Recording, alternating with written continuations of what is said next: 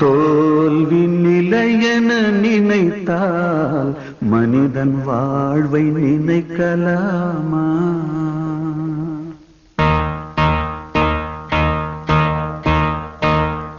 தோல்வி நிலையென நினைத்தால் மனிதன் வாழ்வை நினைக்கலாமா? வாழ்வை சுமையென நினைத்து தாயின் கனவை மிதிக்கலாமா? உரிமை இழந்தோம், உடமையும் இழந்தோம், உணர்வை இழக்கலாமா? உணர்வை கொடுத்து உயிராய் வளர்த்த கனவை மறக்கலாமா? தோல்வி நிலையென நினைத்தால் மனிதன் வாழ்வை நினைக்கலாமா?